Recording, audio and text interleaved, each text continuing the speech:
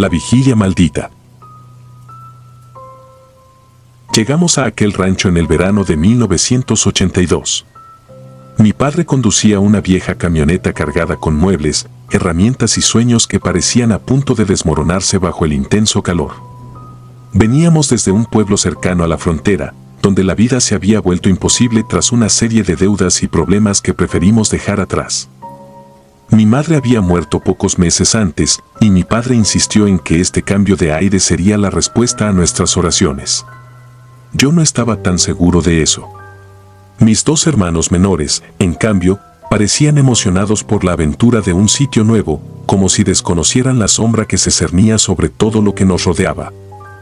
Aquel rancho perteneció en otro tiempo a mi abuela paterna, una mujer de carácter fuerte que lo había perdido en circunstancias poco claras. Mi padre lo recuperó tras negociar con un antiguo conocido que, según él, le debía varios favores. Nunca comprendí del todo cómo sucedió, pero sí noté que su semblante se ensombrecía cada vez que mencionaba el tema. Nadie en la familia quería dar demasiados detalles, y todo se resumía en un velo de silencio. El terreno lucía árido, como si la tierra estuviera resentida con nosotros. Polvo rojizo se levantaba con cada paso, quemándome los ojos. Hacía un calor casi insoportable, y el sol, en lo alto, parecía un juez implacable observando nuestro intento de empezar de cero. La casa que se erigía en medio del predio era poco más que un cascarón semiderruido, con paredes agrietadas y un techo a punto de colapsar. Mi padre, con el escaso optimismo que le quedaba, habló de remodelarla. Sin embargo, a medida que descargábamos las cosas, tuve la extraña sensación de que algo nos vigilaba.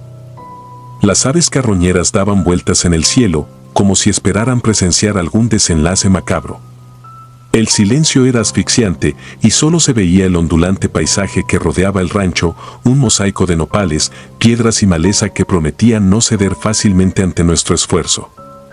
Esa primera tarde, mi padre examinó el terreno con la mirada de un hombre que desea convencerse de haber tomado la decisión correcta. Dijo que levantaríamos un hogar digno de respeto, pero en su voz había un matiz de duda. Mis hermanos empezaron a corretear entre los escombros, pateando el polvo y riendo de forma nerviosa. Yo me quedé cerca de la camioneta, sintiendo una opresión en el pecho que no sabía explicar. Parecía que el aire me pesaba como si llevara años encerrado y quisiera advertirme de algo. Los vecinos más cercanos quedaban a un par de kilómetros, y las pocas personas que vimos durante el camino nos miraron con curiosidad, aunque no parecían dispuestas a acercarse. Pasaron los días y nos dedicamos a limpiar el interior de la vieja casa. Encontramos muebles roídos por la polilla, trastos oxidados y restos de lo que un día debió de ser un corral para caballos. La tierra parecía tragarlo todo con un apetito feroz. Mi padre hablaba poco. Trabajábamos desde temprano, cargando escombros, levantando paredes y colocando ladrillos. A pesar de nuestro esfuerzo, el silencio seguía tan denso como el polvo que se colaba por cada rendija. Solo por las noches descansábamos sobre unos catres improvisados, tratando de creer que el día siguiente traería algo mejor. Las primeras señales de que algo no estaba bien se manifestaron una madrugada. Desperté sobresaltado, con la sensación de que alguien me observaba desde la ventana rota. Una ráfaga de viento sacudía las tablas que habíamos colocado para cubrir el hueco. Me incorporé y vi una figura oscura que se escabulló en la penumbra. Me quedé con el corazón retumbando en el pecho, sin saber si lo que había visto era real o producto de mi agotamiento. Cuando el sol salió, intenté contárselo a mi padre, pero él se limitó a decir que eran imaginaciones mías. Mi padre siempre había sido un hombre práctico y firme. Yo, en cambio, no podía quitarme la imagen de la cabeza. Una tarde, salí a buscar agua a un arroyo que nos indicaron al fondo de la cañada.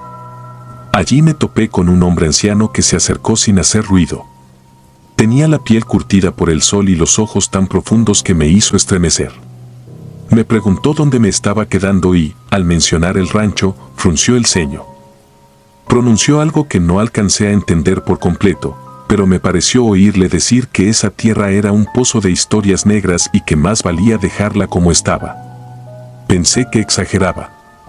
Sin embargo, sus ojos hablaban de un terror antiguo, uno que ya no necesita palabras. Se despidió con un gesto serio, y me quedé con la sensación de que aquel hombre conocía secretos que yo apenas podía intuir. Poco después llegaron rumores desde el poblado más cercano, decían que el rancho había sido escenario de actos violentos, que hubo gente cruel que escondió cosas ahí y que aquellos crímenes jamás fueron castigados. Hablaban de rituales extraños, de velas encendidas en noches sin luna y de rezos a una figura macabra. Mi padre no quiso prestar atención a esos chismes.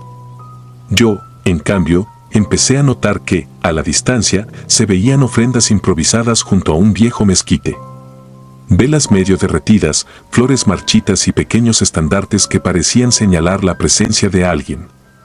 Mis hermanos evitaban acercarse a esos altares, y yo los imitaba por instinto. Algo en el ambiente me advertía que no debíamos curiosear. La tensión se hizo más evidente una tarde.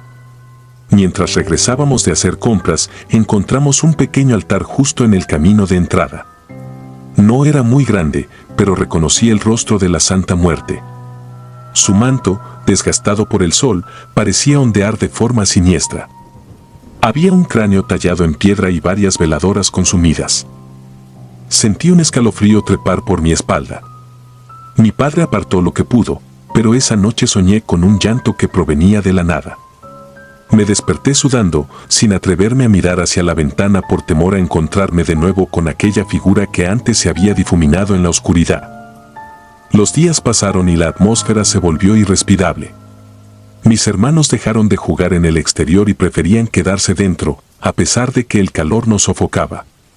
Yo trataba de mantenerme ocupado en la construcción, pero la mente me traicionaba con pensamientos sobre lo que habría ocurrido en esa tierra. Empecé a sentir que las paredes mismas tenían memoria de gritos y sollozos. A veces me parecía ver manchas oscuras en el suelo, como si años atrás la sangre hubiera intentado filtrarse hasta lo más profundo.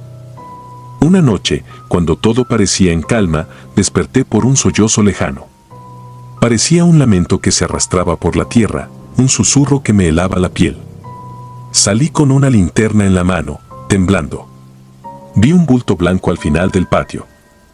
Me acerqué con cautela hasta que la tenue luz reveló algo que no olvidaré jamás, una mujer con ropas raídas que se sostenía apenas, inclinada sobre la tierra suelta, acariciando un objeto largo y delgado.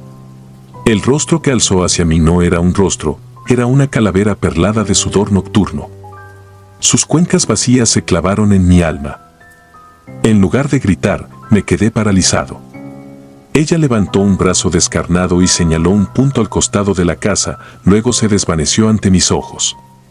Era como si el aire la hubiera devorado.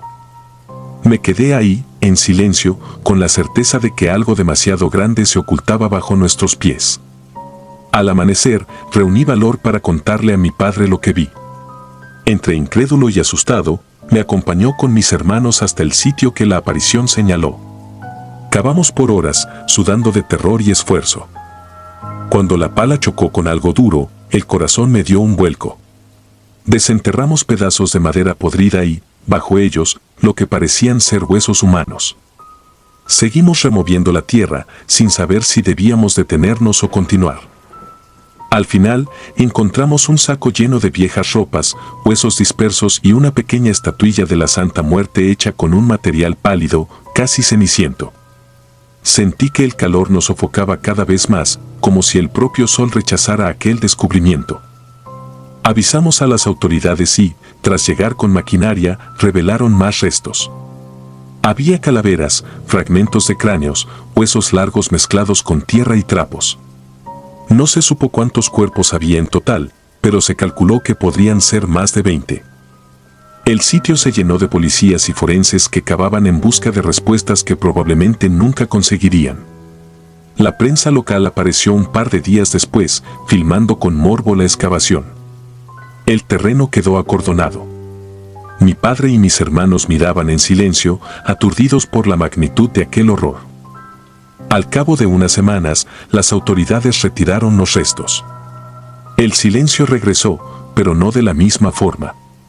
Aquel rancho ya no era nuestro refugio, se había convertido en un lugar profanado por demasiados secretos. Creímos que el asunto terminaría ahí, con el cierre del caso y las fosas vaciadas. Sin embargo, una noche, la figura de la Santa Muerte apareció de nuevo en el patio. Estaba erguida en medio de unas velas que no habíamos encendido nosotros. Mis hermanos retrocedieron aterrados. Mi padre tomó un martillo y la destrozó a golpes, gritando que ya estaba harto de leyendas absurdas. Pero al día siguiente, hallamos los pedazos reunidos en el mismo sitio, como si alguien los hubiera colocado con suma delicadeza. Los rumores se extendieron con rapidez. Algunos decían que el rancho estaba maldito por las almas que nunca recibieron descanso. Otros afirmaban que se trataba de un viejo ritual para mantener atrapada a la muerte y que nuestro hallazgo había roto ese equilibrio. La gente del pueblo empezó a dejar ofrendas en la entrada, velas, flores y plegarias a la Santa Muerte para apaciguar su ira. Mi padre se enfurecía cada vez más con estos gestos, mientras mis hermanos apenas se atrevían a salir de la casa. Yo, consumido por el miedo, pasaba las noches en vela, incapaz de conciliar el sueño. A veces me parecía escuchar pasos en el techo, golpes suaves en las paredes o susurros que se colaban entre las grietas. Una madrugada, el viento se levantó con fuerza y las ventanas temblaron. Un lamento surgió de la oscuridad, idéntico al que escuché la primera vez. Salí al corredor y la vi. Se erguía junto a la puerta de la casa, con su vestido oscuro flotando como un velo de sombras. Su cráneo brillaba bajo la luz de la luna y se inclinó con lentitud. Tomé una lámpara y, con un nudo en la garganta, avancé. La aparición señaló el interior de la vivienda, como si quisiera advertirme de algo que yacía dentro, y entonces se desvaneció con un gemido que me heló los huesos. Corrí a mi cuarto, temblando, y me quedé despierto el resto de la noche. Al amanecer, decidimos marcharnos. Recogimos nuestras pocas pertenencias. Mi padre se resignó a dejar el rancho detrás, aunque no sin un amargo sentimiento de derrota. Mis hermanos lloraban, confundidos y temerosos. Mientras preparábamos la camioneta, volvimos a notar la estatua de la Santa Muerte, intacta, en la parte trasera del terreno. Nadie se atrevió a acercarse. El aire parecía cargado de electricidad y las copas de los pocos árboles se movían como si algo las meciera desde abajo. Aquella misma tarde, partimos con el sol cayendo a nuestras espaldas. Al mirar por el espejo retrovisor, pude ver la silueta del rancho recortada contra un cielo anaranjado. Sentí una punzada de dolor por el esfuerzo que invertimos y por las ilusiones con que llegamos. No obstante, supe que no podíamos permanecer un día más en ese lugar maldito. Las historias que se tejieron en esa tierra eran más antiguas y poderosas de lo que cualquiera de nosotros podría soportar. A veces pienso que la muerte seguía ahí, acechando, esperando el momento adecuado para mostrarse con toda su crudeza. Nunca regresé a aquel rancho. Años después, me enteré de que seguía abandonado, con paredes a medias y una reputación que alejaba a quien se atreviera a preguntar por él. No sé qué pasó con la Santa Muerte o con las almas que yacían en esos pozos de tierra reseca. Solo sé que, cada tanto, cuando duermo, me despierta un llanto que me recuerda esa noche interminable. Y entonces me asalta la visión de esa calavera vestida de sombras, apuntando a un secreto que la tierra nunca quiso ocultar del todo. Supongo que hay historias que dejan heridas imposibles de cerrar, ecos que nos persiguen aún cuando intentemos escapar, como si la muerte tuviera su propia forma de atarnos para siempre a los lugares que se niegan a olvidar. Sangre en el palenque. Mi nombre es Claudio Ortega, y todavía tiemblo cuando recuerdo lo que sucedió en aquel rancho perdido de Zacatecas en el verano de 1957. Crecí entre corrales y polvo, rodeado de hombres que apostaban en peleas de gallos con la misma pasión con la que rezaban el rosario. Desde niño quise tener mi propio corral y convertirme en un gallero de renombre, pero el destino suele ser cruel con los que sueñan demasiado alto. Mi familia apenas sobrevivía cultivando maíz, entre las deudas y la falta de lluvia, no había dinero para lujos. Sin embargo, a mis 13 años ya imaginaba cómo brillaría mi nombre en los palenques. Siempre me quedaba apoyado en la cerca, mirando las peleas, aspirando el olor de la sangre y el sudor, sintiendo un hormigueo en la piel cada vez que los gallos se lanzaban con furia salvaje. Jamás pensé que ese sueño me conduciría a la peor pesadilla de mi vida. Con el paso del tiempo, entre favores y trabajos extra, logré ahorrar unas monedas y compré mi primer gallo, al que llamé el espolón.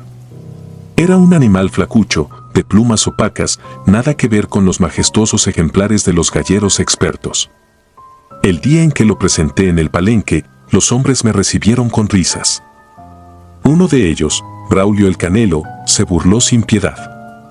Él era el gallero más exitoso del rancho, un tipo jactancioso que amaba humillar a los novatos. Ese gallo tuyo no resistirá ni medio asalto, me soltó, y la concurrencia estalló en carcajadas. Y, como si fuera una profecía, el espolón se desplomó en su primera pelea. Ni siquiera alcanzó a picotear al contrincante antes de caer, derrotado, ante la mirada burlona de todos. Sentí que el mundo se me venía encima. Había invertido mis ahorros y mis ilusiones en ese animal que no duró ni unos segundos sobre la arena manchada de sangre. Pasaron semanas y mi reputación quedó por los suelos. El poco dinero que me quedaba lo empleé en cuidados para el espolón, intentando hacerlo más fuerte. Pero todo fue en vano, cada intento de pelea terminaba en humillación. Braulio se entretenía ofreciéndome apuestas irrisorias, sabiendo que era prácticamente regalarle mi poco dinero. Aún así, no me rendía. Mi coraje crecía con cada derrota, alimentado por la vergüenza y el deseo de hacer pagar a ese hombre engreído. Yo soñaba con el día en que mi gallo doblegara a uno de los suyos, o al menos con la oportunidad de dejar de ser el hazmerreír. Una noche, después de perderlo todo, caminé por las calles polvorientas del rancho sin saber dónde dormir.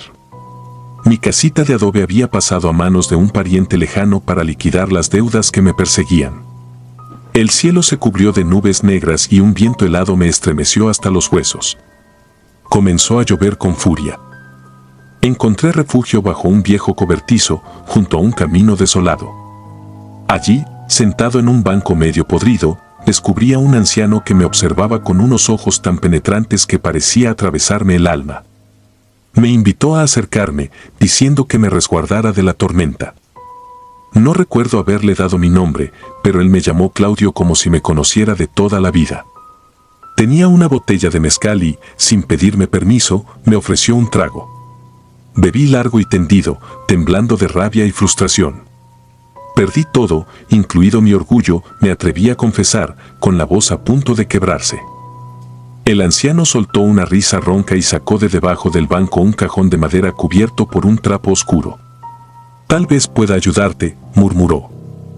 Retiró el trapo y me mostró un gallo gigantesco, de plumas tan negras que brillaban como obsidiana, con una cresta encendida de un color rojo intenso que jamás había visto en un ave.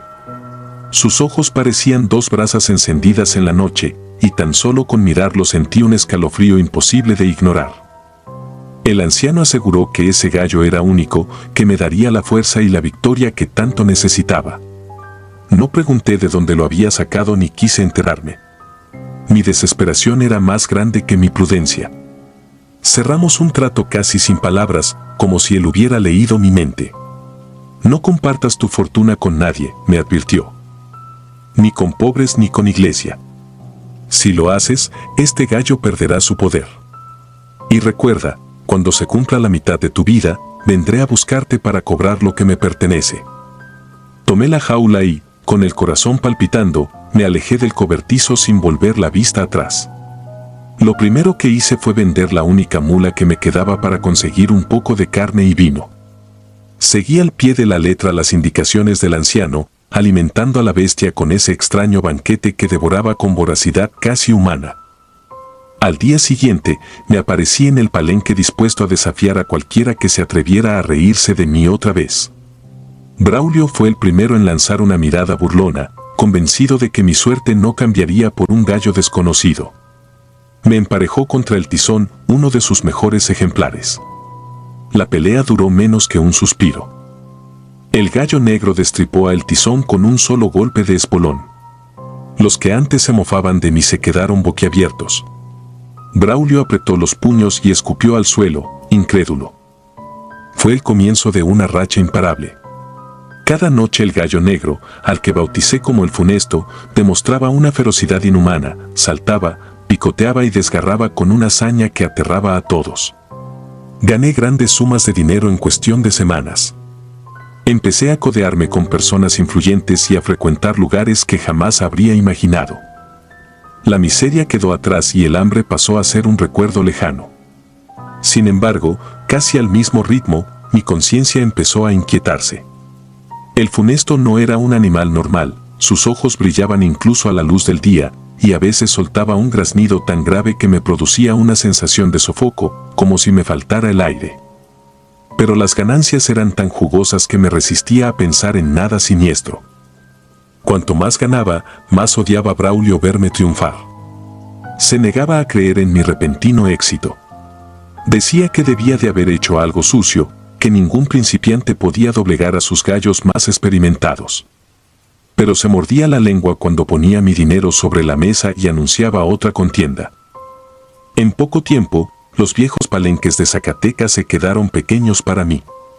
Comencé a viajar a otros pueblos, en Durango y Aguascalientes, llevándome el funesto en una jaula robusta. Volví a arrasar en cada pelea, sin excepción. Me vi de pronto rodeado de gente aduladora que buscaba mi favor, aunque yo recordaba muy bien las burlas de aquellos mismos que ahora me llamaban maestro. Con la fortuna llegaron los lujos y también surgió la soledad. Entre viajes y celebraciones, conocí a Estela, una muchacha dulce que administraba una fonda en un pueblo vecino. Me ofrecía una sonrisa auténtica, sin juzgar mi pasado. Comenzamos un noviazgo que me devolvió una chispa de humanidad. Sin embargo, Estela detestaba a mi gallo. Tiene una mirada mala, me decía con un temblor en los labios que me estremecía. No lo quiero cerca de mí. Yo, por supuesto, no podía deshacerme de la llave de mi riqueza, del ave que había transformado mi vida. Cada vez que Estela se acercaba al funesto, el gallo se erizaba y soltaba un graznido profundo, casi como un gruñido. Ver ese enfrentamiento silencioso me provocaba un escalofrío. Una madrugada, después de un día de apuestas en el que me hice con una cantidad de dinero indecente, regresé a la casa que había comprado en las afueras del pueblo, buscando a Estela. No la hallé en ninguna habitación. Desesperado, corrí por el patio y la encontré al borde del corral, inmóvil, con la mirada perdida. Un charco de sangre se extendía bajo su cuerpo y no tuve que ser muy listo para comprender que algo o alguien la había destrozado. Sus ojos seguían abiertos, congelados en una expresión de terror que jamás podré olvidar. Solté un grito inhumano, incapaz de creer lo que veían mis ojos. Cerca de ella, en la tierra, noté unas marcas profundas, como garras imposibles. Me arrodillé junto al cuerpo de Estela, temblando de angustia, y descubrí un detalle que me encogió el pecho. Su mano derecha sostenía una pluma negra, larga y brillante, arrancada de algún modo durante el ataque. Me incorporé con la sangre hirviendo de rabia y corrí en busca del funesto. Encontré la jaula abierta y al gallo empapado, como si hubiera vagado por el campo bajo la lluvia, aunque no había caído ni una gota esa noche. Sus ojos me miraron con un destello endemoniado, y en ese instante supe que nunca tendría paz con un animal que no era de este mundo. Lo que más me aterraba era la idea de que, en el fondo, yo había pactado con un anciano misterioso sin importarme las consecuencias. Desesperado, intenté destruir la jaula y espantar al gallo para que se marchara para siempre, pero me encontraba paralizado entre la culpa y el horror. Terminé huyendo de la casa, sin recoger pertenencias ni dinero. Vagué durante meses por ranchos lejanos, tratando de dejar atrás mis recuerdos. Me instalé en un poblado en la sierra y conocí a Gloria, una mujer sencilla con quien compartí un techo y formé una familia. Quise enterrar mi pasado y no volver a poner un pie en un palenque. Creía que tal vez así salvaría lo que me quedaba de cordura. Pero el destino no olvida sus deudas. Una tarde, mientras trabajaba la tierra bajo el abrasador sol de Zacatecas, escuché un cacareo inconfundible. Me giré, sintiendo un sudor frío recorriendo mi nuca, y allí lo vi, el funesto, con su cresta sanguinolenta y sus ojos rojos clavados en mí, como si me hubiese rastreado durante todo ese tiempo. A su lado, sentado en una piedra, estaba el anciano de las arrugas infinitas, el mismo que me había dado el gallo en aquella noche de lluvia. Su sonrisa burlona se fijó en mí y su voz sonó más hueca que nunca. Llegó la hora, Claudio, dijo, casi escupiendo las palabras. No cumpliste. Y lo que se promete se paga. Me quedé helado, sin saber qué hacer. Pensé en mi familia, en Gloria, en los hijos que dormían al otro lado de la casa. Pensé en la mirada muerta de Estela y en las carcajadas que había disfrutado al derrotar a Braulio en aquellos palenques. Finalmente, comprendí que no había salida, se había cumplido la mitad de mi vida y el anciano venía a cobrar su parte del pacto. Sin dejar nota ni despedida, abandoné todo lo que amaba. Me dirigí con el anciano y el gallo hacia la sierra más remota, sintiendo que un abismo me tragaba. Hasta hoy nadie sabe realmente qué fue de mí, salvo los rumores que circulan en las cantinas y las historias que los más viejos del rancho siguen contando a escondidas. Dicen que a veces, en los palenques más oscuros de Zacatecas, un hombre aparece sin previo aviso. Trae un gallo negro de ojos encendidos y desafía a los valientes que quieran apostar sus vidas. Dicen que si aceptas pelear contra ese gallo, no solo arriesgas tu dinero, sino también tu alma, pues ese gallo no conoce misericordia. Yo no puedo dormir pensando en esa leyenda que, en el fondo, es la mía. Cada vez que cierro los ojos, veo a El Funesto con la pluma manchada de sangre, veo a Estela gritando en silencio y al anciano riendo en la penumbra. Entonces comprendo que mi condena se alargará hasta el fin de mis días y que en algún rincón remoto me aguarda, nuevamente, ese gallo maldito dispuesto a recordarme, una y otra vez, el precio atroz de mi desesperación. Aullido en la sierra. Nací en 1992 en un pequeño rancho oculto entre las montañas de Michoacán. Crecí rodeada de barrancas y senderos angostos que se internaban en la maleza. Nuestra casa era sencilla, de tabique y teja, y siempre olía a leña recién encendida. Desde chica aprendí a respetar la tierra y a temerle al silencio de la noche. Mi familia estaba compuesta por mi padre, don Matías, mi madre, doña Guadalupe, mi hermana menor, Celia, y mis dos hermanos mayores, Gilberto y Jacinto. Vivíamos alejados del bullicio de la ciudad, sin luz eléctrica y con un pozo que abastecía nuestro consumo de agua. Parecía que estábamos en un lugar detenido en el tiempo, como si el mundo se acabara donde la sierra levantaba sus picos más altos. Mi padre era un hombre trabajador y dedicado, pasaba la mayor parte del día atendiendo la siembra de maíz y frijol en un terreno ubicado a un par de kilómetros del rancho. Todas las mañanas salía antes del amanecer y mis hermanos solían acompañarlo cuando había mucho por cosechar. Mamá preparaba tortillas recién hechas y las envolvía en servilletas bordadas para que no se enfriaran. La comida se guardaba en canastos de mimbre que mi hermana y yo teníamos que llevarle a mi padre y a los muchachos a media mañana, porque a esa hora se les antojaba comer algo caliente. A mí nunca me entusiasmó cumplir con esa tarea. Prefería quedarme barriendo el patio o lavando la ropa en el arroyo cercano. Sin embargo, a veces no quedaba de otra. Celia rehuía igual que yo, así que era cuestión de turnarnos y caminar el trayecto hasta las parcelas. Una vez, en pleno agosto, me tocó llevar el bastimento yo sola. Apenas eran las 10 de la mañana, pero el sol ya me quemaba la piel y la humedad de la tierra hacía que el aire se volviera sofocante. Mamá me rogó que me pusiera guaraches, temía que me lastimara los pies, pero me encapriché en ir descalza para refrescarme en el arroyo. Pasé por un estrecho camino que descendía hasta un cañón lleno de arbustos y piedras filosas. Recorrí ese camino muchas veces desde niña, pero esa mañana algo se sentía diferente, un silencio más denso, como si me observaran desde la maleza. Me esforcé en no pensar cosas raras y seguí adelante. Cuando crucé el arroyo, disfruté la sensación del agua helada en mis plantas. Salté, jugueteé un poco y salpiqué sin cuidado, hasta que un aguijonazo punzante me hizo gritar. Me había enterrado una espina en el pie. Me senté en una roca para sacarla con cuidado. Salió con algo de resistencia y dejó un punto rojo en mi piel que empezó a gotear. Hice una mueca y, de pronto, escuché caer una piedra a mi lado. Miré a mi alrededor esperando ver algún animal, pero no había nada. Un segundo pedrusco rodó un poco más cerca de mí, como si alguien la hubiera lanzado. Me levanté rápidamente, sosteniendo el canasto. El viento movía las ramas de los árboles, silbando entre las hojas. Me convencí de que debía ser una ardilla o un ave, aun cuando mi corazón se aceleraba sin razón aparente. Di un paso para retomar mi camino y, de pronto, sentí un jalón en la falda del vestido. Fue un tirón brusco, como si unas manos invisibles me sujetaran con fuerza. Me giré, pero no vi a nadie. Un escalofrío subió por mi espalda.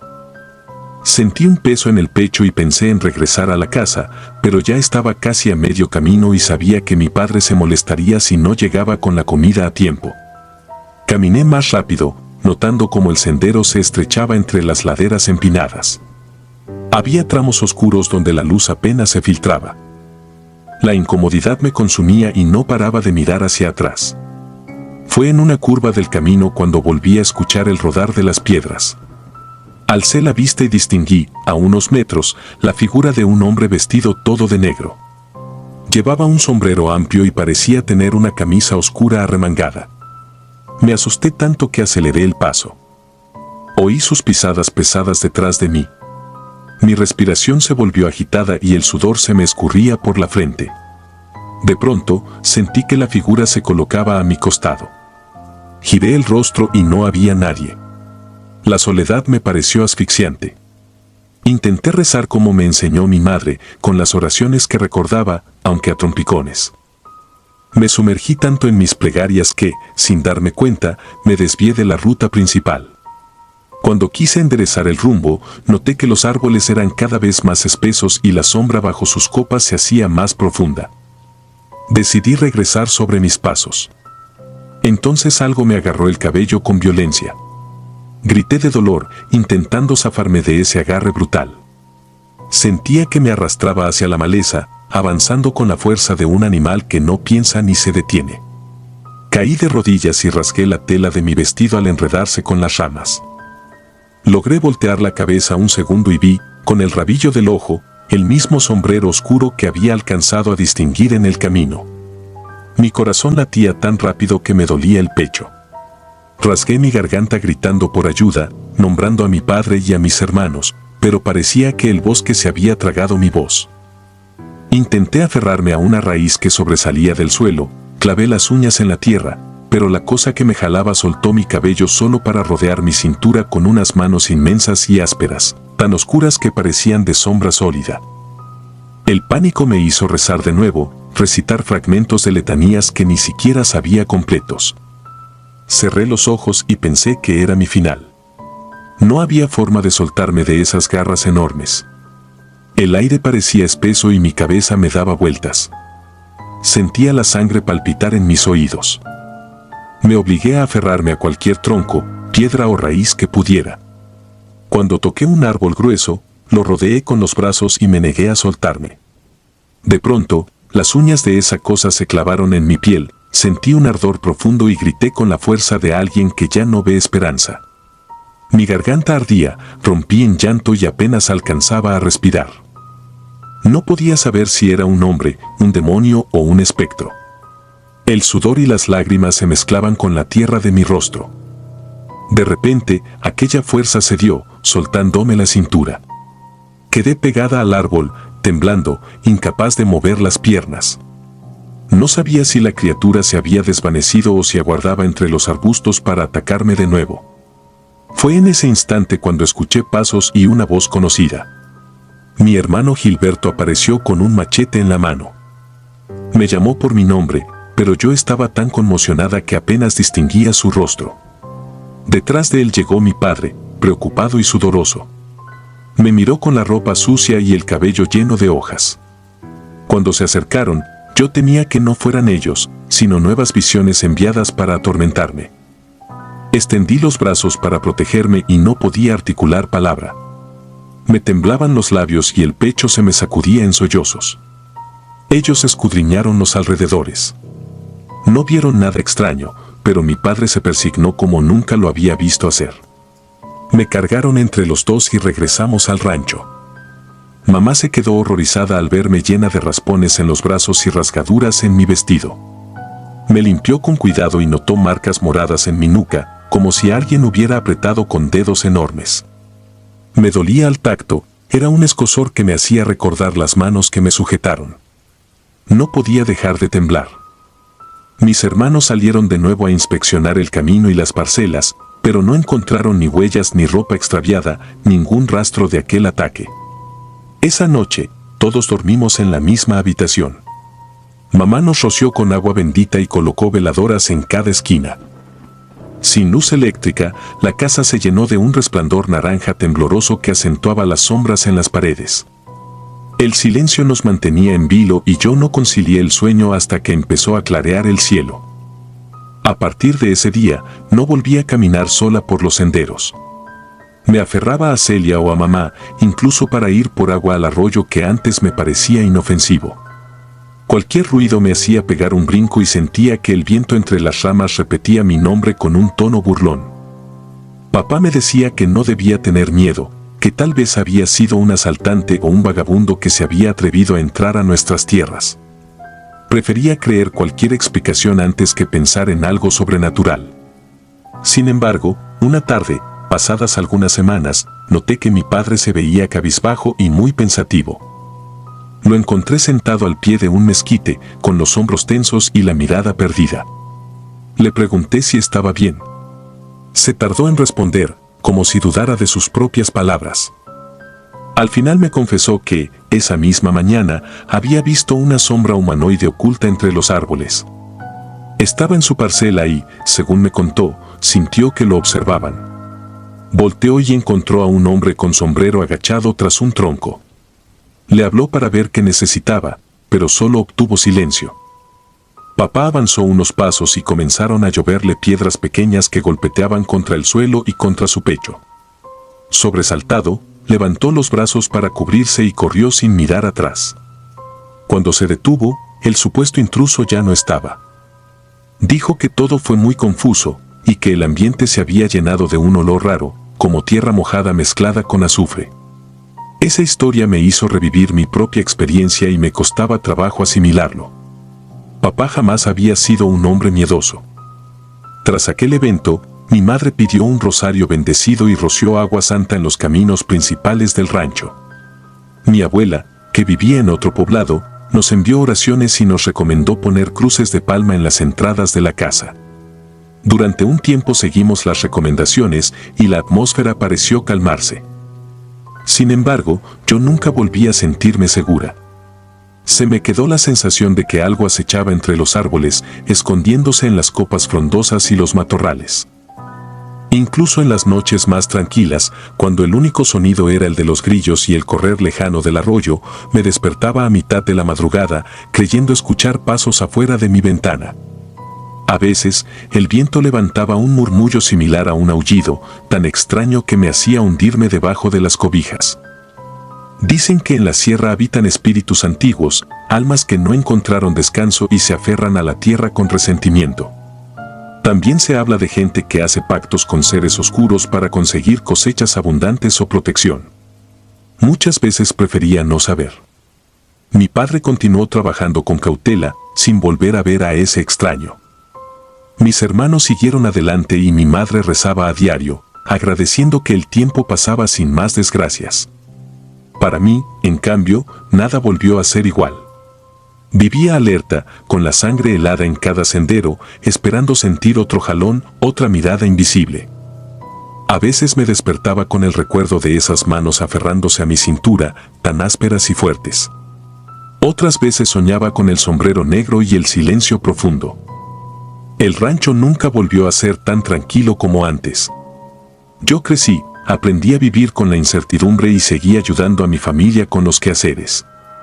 Sin embargo, cada vez que veo un sendero solitario, recuerdo la mañana en que algo me tomó por sorpresa entre los árboles. Jamás olvidaré la sensación de impotencia ni el dolor de aquellas garras hundiéndose en mi piel. Conservo las cicatrices en forma de marcas difusas que solo yo reconozco. Mis hermanos y mi padre dejaron de mencionar aquel tema, como si hablar de ello fuera a darle más fuerza. Mamá continuó colgando pequeños crucifijos sobre las puertas y ventanas, y esa fue la única señal de que no era un simple cuento de espantos. Dicen que la sierra guarda secretos imposibles de explicar, y creo que uno de esos misterios oscuros se cruzó conmigo. Aunque el tiempo pasa y la vida sigue su rumbo, todavía hay noches en que me despierto asustada, recordando cómo resonaba mi grito en la soledad del monte, cómo el viento agitaba las ramas, y cómo el eco parecía responderme con un aullido lejano y macabro. Nunca he vuelto a ver aquellas manos ni esa figura de sombrero oscuro, pero siento que mi historia quedó tatuada en el silencio de las barrancas. Hoy, cada que escucho piedras rodar en un camino, me aferro a la certeza de que hay cosas que no se deben desafiar, fuerzas que habitan más allá de nuestro entendimiento. Y aunque mi hogar seguirá siendo el rancho donde crecí, jamás olvidé el día en que la sierra me mostró su rostro más siniestro. El rostro. Mi nombre es Santiago. Hace varios años, cuando tenía 14, mis padres partieron a Estados Unidos en busca de mejores oportunidades. Yo me quedé en Durango, en un rancho apartado del ruido de la ciudad. Mis tíos, Gregorio y Lucía, me acogieron en su casa, una vivienda grande con un extenso patio frontal y otro en la parte trasera donde se ubicaban gallinas, cabras y un viejo cobertizo lleno de herramientas y objetos polvorientos. Nunca pensé que el silencio de un rancho pudiera convertirse en un escenario tan inquietante hasta que viví aquella experiencia que sigo recordando con un nudo en el estómago. Mis tíos eran gente trabajadora. Se levantaban antes de que saliera el sol para atender a los animales y cultivar parte de la tierra que heredaron de mis abuelos. Como yo debía asistir a la escuela y a veces quedarme después de clases para colaborar en proyectos en equipo, me tenía que quedar solo en algunas ocasiones. En el día, la soledad no me resultaba un problema, pues me gustaba ayudar un poco barriendo o sacando la basura, y luego dedicarme a hacer la tarea. Sin embargo, cuando caía la noche, cada ruido se sentía más grave y cada sombra parecía ocultar algo que me acechaba desde la oscuridad. El terreno estaba delimitado por una cerca de alambre y un portón de metal que se oxidaba con el paso de los años. Cada vez que se abría, crujía como si se quejara. En aquel tiempo, la casa todavía tenía un tejabán y ventanas pesadas de madera que se cerraban con pestillos gruesos. Detrás, había un sendero hacia un viejo corral lleno de maleza y un par de árboles que crujían con el viento. Mi tío decía que ese espacio estaba abandonado porque el ganado que tenían años atrás ya no formaba parte de sus actividades diarias. A mí me gustaba recorrer ese lugar por las tardes. En el silencio del rancho, el viento soplaba y hacía un sonido casi hipnótico al pasar entre las ramas. Aproximadamente 2 meses después de mi llegada, una tarde mis tíos me dijeron que partirían muy temprano a la cabecera municipal para atender unos documentos. Regresarían hasta el día siguiente. Con ellos viajarían mis 2 primos, Mariana de 7 años y Fabián de 5, así que me quedarían a cargo la casa y un perro de nombre Canelo, un mestizo de tamaño mediano pero con energía inagotable. Esa noche la pasaría completamente solo. Recuerdo que aquella tarde me sentía con ánimos de ordenar un poco. Barrí la sala, limpié los muebles empolvados y me aseguré de que la cocina quedara libre de trastes. Cuando el sol empezó a esconderse detrás de los cerros, la casa se sumió en un silencio pesado. Canelo se echó cerca de la puerta delantera, donde tenía su plato de agua, y se quedó tranquilo un buen rato. Todo parecía en calma. A eso de las 9 de la noche, me instalé en la sala para ver un programa en la televisión. Estaba muy concentrado cuando, de pronto, Canelo soltó un ladrido áspero y se incorporó de golpe. Pensé que se trataba de algún animal merodeando, tal vez un tlacuache o un gato callejero. Sin embargo, Canelo no se callaba. Sus ladridos aumentaron en intensidad, como si algo lo perturbara enormemente. Me asomé a la ventana para ver qué pasaba. El patio frontal estaba tenuemente iluminado por un viejo farol que mi tío había instalado tiempo atrás. Entre la penumbra, distinguí una silueta apoyada contra la cerca. Parecía la figura de una persona, inmóvil y silenciosa. Sentí un escalofrío recorrerme la espalda. Era una mujer mayor, de cabello escaso y canoso, oculta tras un rebozo oscuro que le cubría la mayor parte del rostro. No se movía, solo me observaba con una postura tensa, casi espectral. Esperé que hiciera algún gesto para dirigirse a mí, pero permaneció callada. Canelo no dejaba de ladrar, así que salí con cautela hacia el patio para decirle a la desconocida que mis tíos se habían ido. Apenas abrí la puerta de la casa, un aire helado me golpeó el rostro. Aquella mujer continuaba allí, sin moverse. Me acerqué un poco más y levanté la voz para preguntarle si necesitaba algo. Mis palabras se estrellaron contra el silencio de la noche. Ella no respondió. Solo se quedó viéndome a través de la cerca. Pude percibir, a la escasa luz, que sujetaba lo que parecía ser un pequeño cuaderno o libro con tapas roídas. El viento se levantó de pronto, sacudiendo algunos arbustos cercanos. La anciana avanzó un paso. Sentí la urgencia de decir algo más, pero mi garganta se cerró. Por dentro, pensaba que quizá venía a dejar un recado para mis tíos o a pedir ayuda. Sin embargo, su mirada me puso la piel de gallina. Había una extraña intensidad en sus ojos, una fijeza que me transmitía algo siniestro. Cuando pensé en acercarme más, me detuvo un impulso de miedo que me empujó a retroceder. Me disculpé en voz baja y le dije que no podía abrir la puerta del terreno a alguien desconocido. Ella se quedó callada un instante que me pareció eterno y luego movió ligeramente los labios. No entendí lo que musitó, pero el tono era escalofriante. Parecía reír o rezar, no subtestengor. Regresé a la casa y cerré la puerta con seguro. Cuando miré por la ventana, vi que ya no estaba. Solo las sombras del patio se movían con la brisa. Canelo, muy inquieto, se rascaba la puerta para entrar. Lo dejé pasar. El resto de la noche transcurrió con un nudo de nervios en mi estómago. Intenté ver televisión de nuevo, pero era imposible concentrarme. Eran casi las 11 cuando decidí acostarme. Canelo se quedó a mis pies, temblando aún, como si hubiese presentido algo que yo no alcanzaba a comprender del todo. El sueño no me duró mucho. Me desperté casi a las 2 de la madrugada con una opresión en el pecho. Canelo gruñía junto a la cama, como si algo al otro lado de la puerta lo alterara. Entreabrí la ventana con cautela, buscando signos de alguien merodeando por el patio.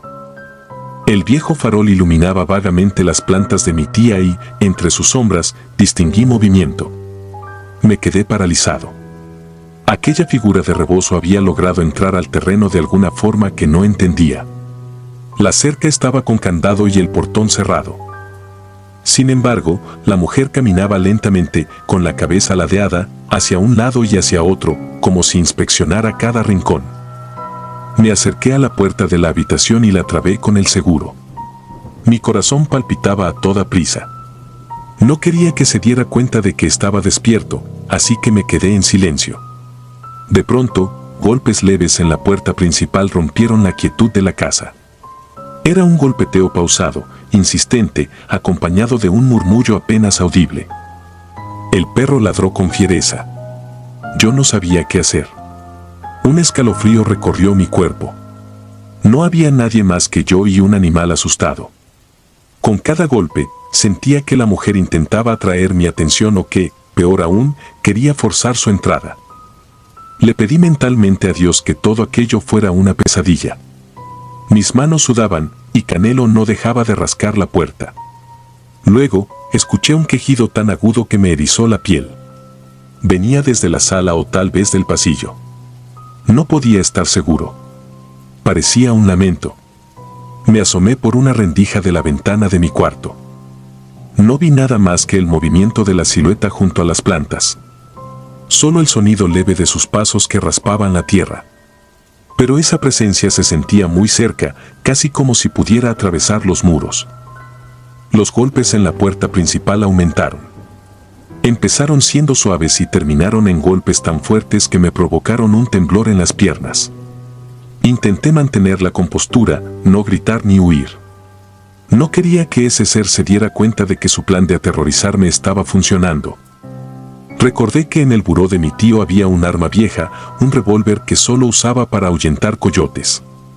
Pero salir de la habitación significaba atravesar el pasillo y llegar a su cuarto.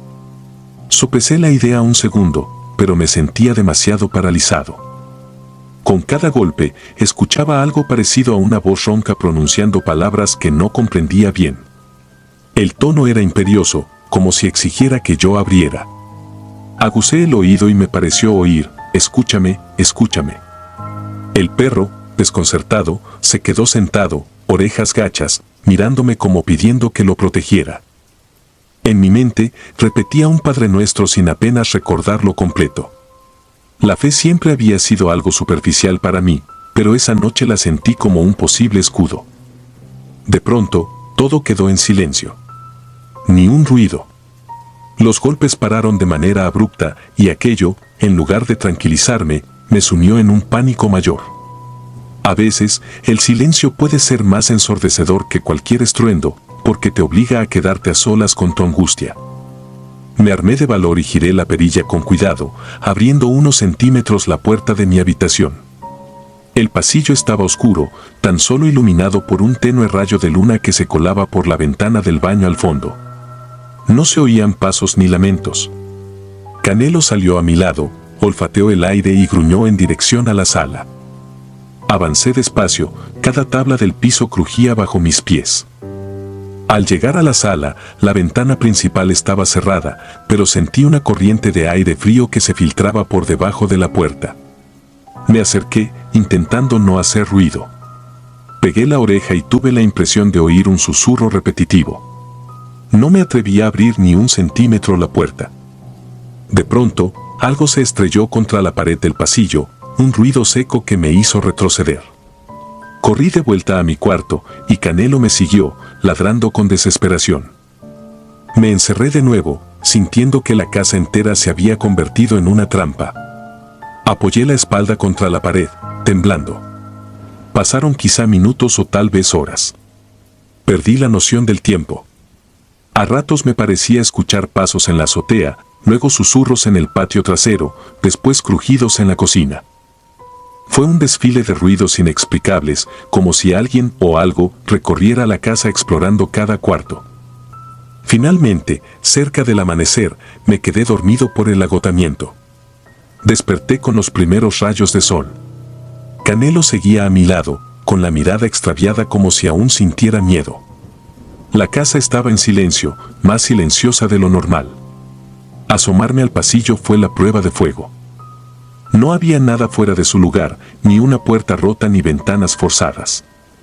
Sin embargo, en la puerta principal encontré 3 marcas profundas, como rasguños paralelos. Parecían hechos con algo punzante o con uñas muy largas. Me provocaron un escalofrío. Era la única prueba que confirmaba que los eventos de la noche anterior no habían sido mi imaginación. Cuando mis tíos regresaron alrededor de las 11 de la mañana, les conté gran parte de lo sucedido, omitiendo ciertos detalles que me parecían demasiado extraños para ser creíbles. Pensé que no iban a darme crédito, pero mi tía notó mi nerviosismo y me creyó. Sintió un gran temor de que alguien pudiera haber entrado a la propiedad. Mi tío, por su parte, revisó la cerca, el portón y las cerraduras. Todo estaba en su sitio, sin señales de forzamiento. Nadie entendía cómo esa mujer logró entrar o salir sin dejar rastro. Aquellas marcas en la puerta las atribuimos a algún animal grande, aunque en nuestro interior sabíamos que algo no cuadraba. Esa misma tarde, mi tía fue a buscar a un vecino que solía rezar para limpiar las casas de malas energías. Yo no estaba muy convencido, pero lo dejé hacer. Recorrieron las habitaciones, rezaron oraciones, quemaron incienso y salpicaron agua bendita en cada rincón. Mientras el humo llenaba el espacio, pensé que, al menos, tendríamos cierta tranquilidad psicológica. Ese vecino afirmó que percibía una presencia merodeando, algo que no pertenecía a ese lugar. Esa noche dormí sobresaltado, pero no pasó nada. Lo siniestro parecía haberse desvanecido con el sol. Sin embargo, cada vez que cierro los ojos y recuerdo a aquella mujer apoyada contra la cerca, ese semblante oculto tras el rebozo y esos golpes que retumbaban en la puerta, se me acelera el corazón. Nunca volví a verla en el rancho ni en el pueblo vecino. No pregunté a nadie porque, en el fondo, tenía miedo de saber más de lo que mi mente podía tolerar. Con el tiempo, aprendí a convivir con ese terror silencioso que se depositó en mi memoria. Jamás supe quién era esa figura ni cuáles eran sus intenciones. Evité rondar de noche el patio.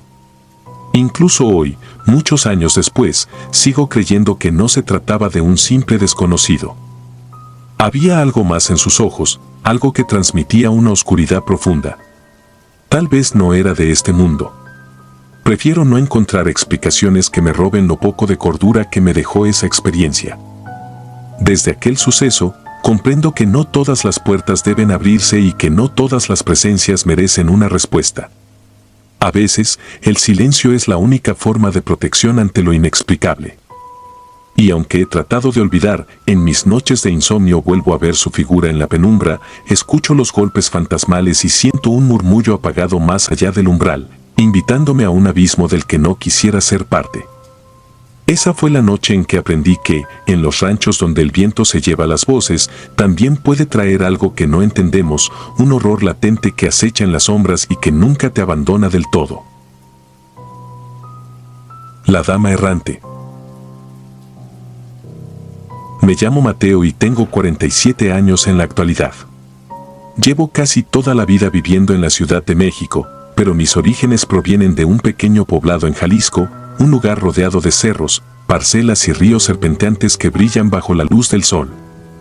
Siempre atesoré los recuerdos de mi infancia en ese rancho, donde vivían mis abuelos maternos.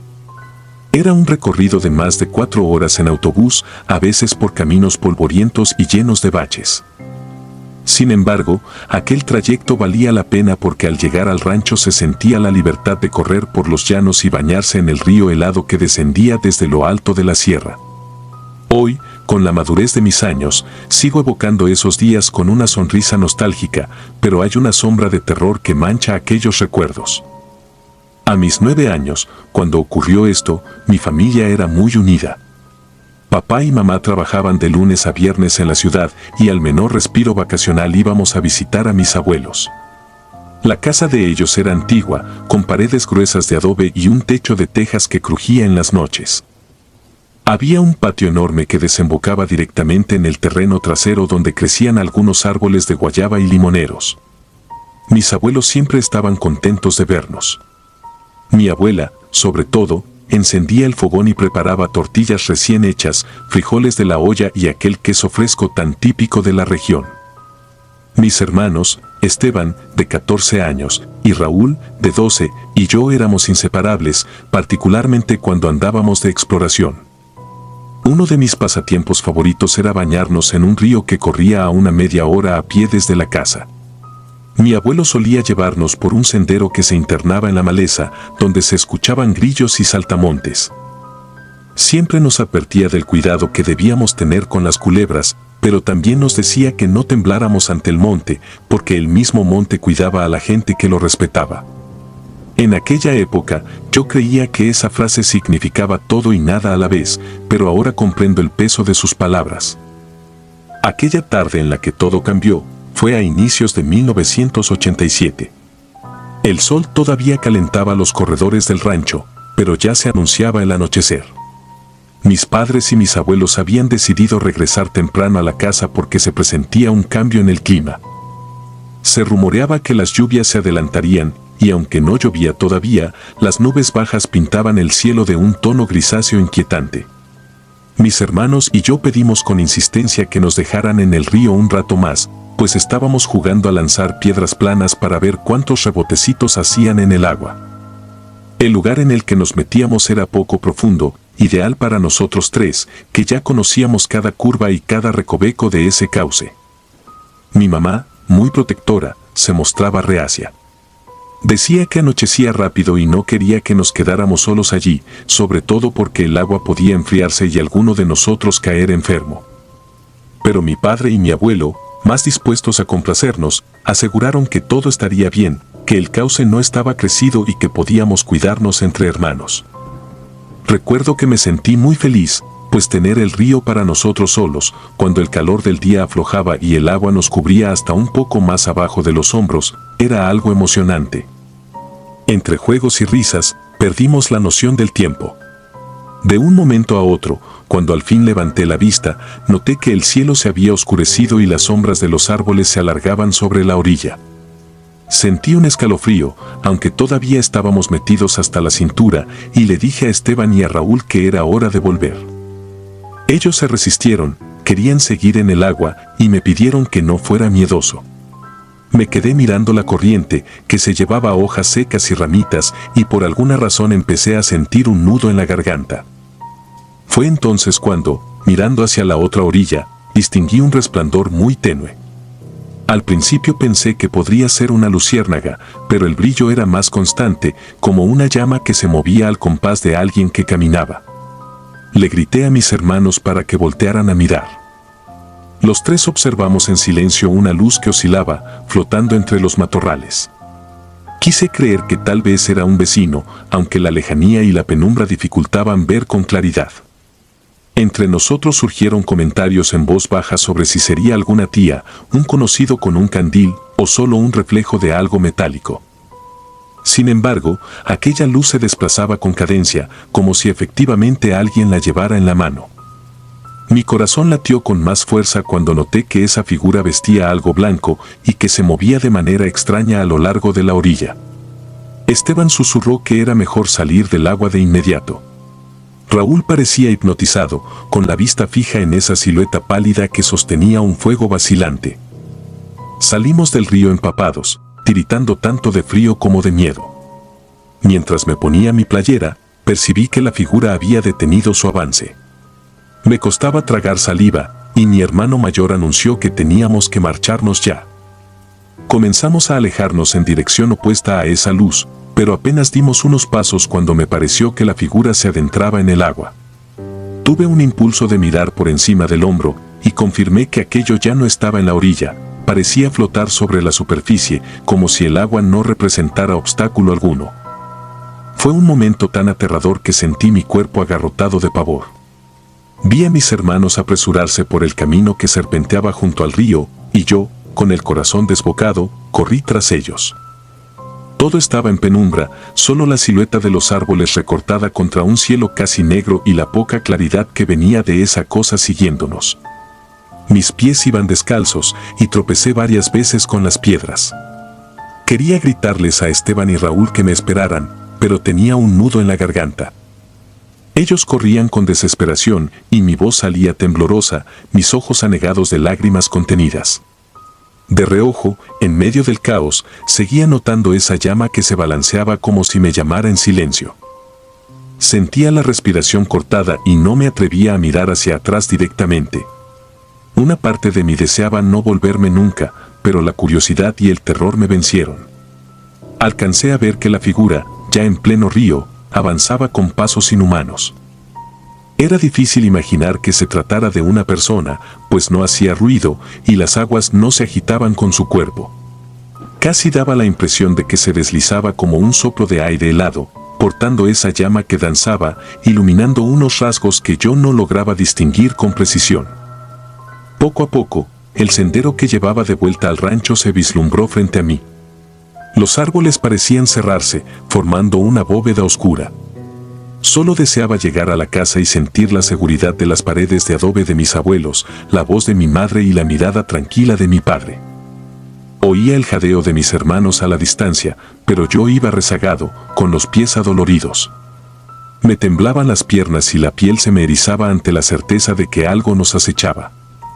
De pronto, Esteban regresó por mí. Me sujetó del brazo y casi me arrastró por aquel camino. Los dos corrimos como pudimos, luchando contra las ramas que nos arañaban los brazos y esquivando rocas. El silencio del bosque se había roto con mis sollozos y con el canto estridente de los grillos. Al fin, tras aquella carrera interminable, vimos las primeras luces de la casa de mis abuelos. Desde allí, los perros comenzaron a ladrar con furia, como si percibieran una presencia extraña que se aproximaba. Cuando cruzamos la puerta, Raúl estaba tirado en el suelo, recuperando el aliento, y mis abuelos ya nos esperaban con el ceño fruncido. Mi madre corrió hacia mí y me abrazó con fuerza, sintiendo mi corazón retumbar en el pecho. Apenas podíamos hablar, pues el miedo nos atenazaba. Papá, serio, pidió que nos calmáramos y explicáramos lo ocurrido. Entre balbuceos, relatamos la luz, el bulto blanco, la manera en que se metió al río sin hundirse.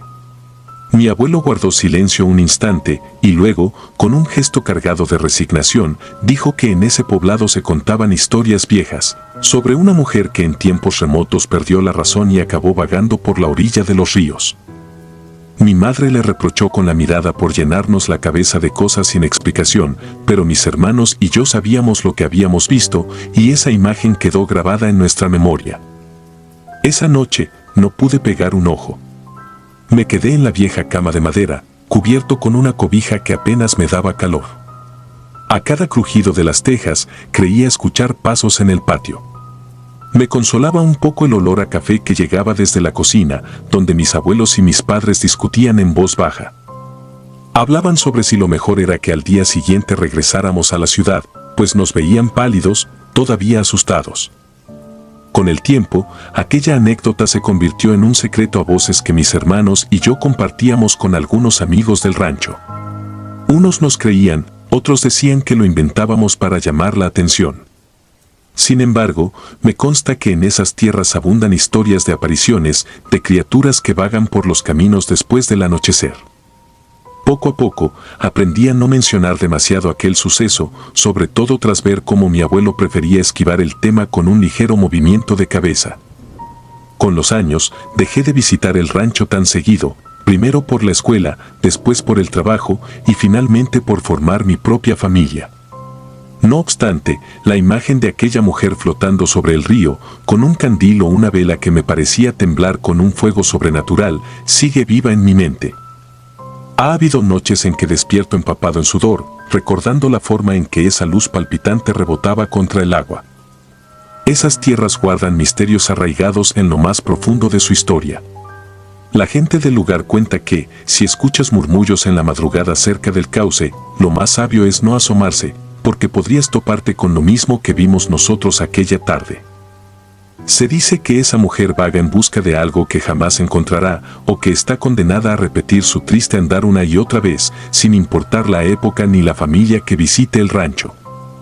A veces, cuando recuerdo mi niñez, me inunda cierta alegría al pensar en la felicidad que sentía corriendo por los huertos y bañándome en el río transparente. Pero esa dicha se ve eclipsada por el escalofrío que aún me provoca la memoria de aquella silueta atravesando el agua con inexplicable ligereza. No sé si alguna vez me recobraré del todo de esa visión, pero al menos puedo decir que me enseñó un gran respeto por lo desconocido, especialmente en esos lugares que guardan secretos antiguos como el propio suelo que pisamos. He tratado de encontrar explicaciones lógicas, pero ninguna me convence por completo. Tal vez fue un juego de luces, tal vez mi mente de niño lo exageró, pero mis hermanos también lo vivieron y en sus ojos asustados leí el mismo horror que latía en mi pecho. El miedo nos unió en ese instante y cambió para siempre nuestra perspectiva de lo que sucede en las sombras de la sierra. Hoy, cuando regreso al rancho, aunque sea muy esporádicamente, no puedo evitar sentir un hormigueo en la nuca al escuchar el viento silbar entre los árboles al anochecer. Si de algo estoy seguro, es de que esa imagen no la olvidaré. Los rumores de apariciones y seres fantasmales se siguen contando en fogatas y reuniones familiares, y aunque mi madre se empeñe en llamarlas leyendas, yo viví en carne propia que hay presencias inexplicables rondando la oscuridad. Cada rincón de ese pueblo guarda su propio relato, pero el nuestro, el que viví con mis hermanos cuando éramos niños, me seguirá acompañando hasta el último de mis días. Prefiero no saber si sigue acechando junto al río, portando esa llama que se alza como un faro siniestro en medio de la penumbra. Prefiero mantenerme lejos de esa ribera embrujada que una noche nos robó la inocencia y nos dejó un recuerdo que, incluso décadas después, me eriza la piel y me quita el sueño. Si disfrutas de los relatos, te invitamos a apoyarnos con un like y un comentario, ya que eso nos ayuda muchísimo. Además, si aún no estás suscrito o suscrita, te animamos a formar parte de la comunidad del terror.